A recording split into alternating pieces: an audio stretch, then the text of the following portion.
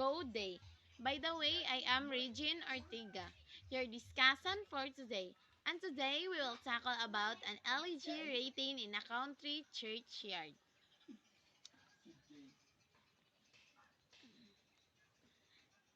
Elegy written in a country churchyard is a poem by Thomas Gray, completed in 1750 and first published in 1751.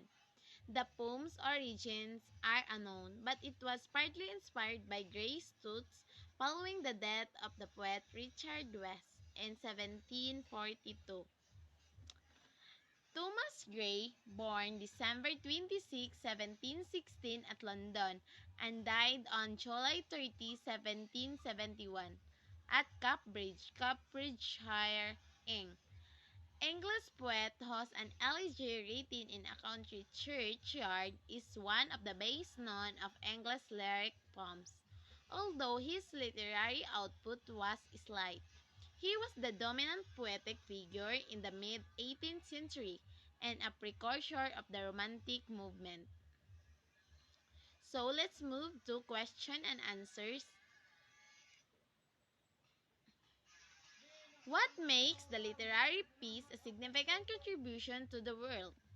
Gray's elegy written in a country churchyard is notable because it mourns the death not of a great or famous people but of ordinary people. The speaker of this poem rather says a churchyard at sunset, which prompts him to contemplate the nature of human mortality. Second question. Give your 10-sentence summary Give your 10-sentence summary of your understanding of the literary piece.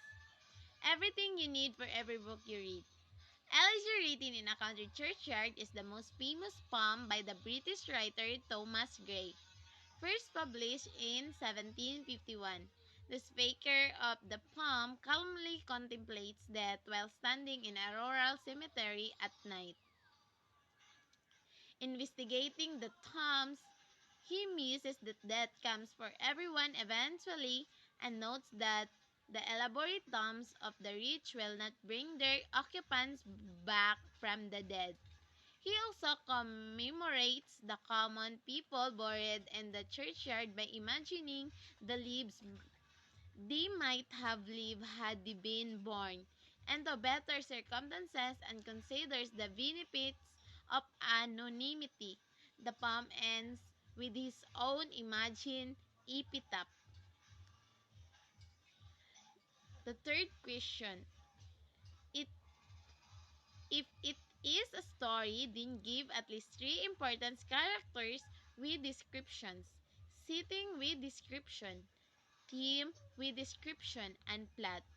If it is a poem, then give the theme and description, the literary devices present in the poem.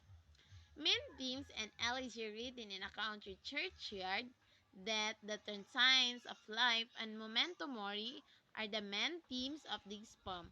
Surrounded by death, the poem provides various images that teach the contrast between life and death, mortality, and the difference between different classes after death. The fourth question, or the last question. What are your comments to be assigned literary piece? Gray's elegy written in a country churchyard is notable because it mourns the death not of great or famous people but of ordinary people.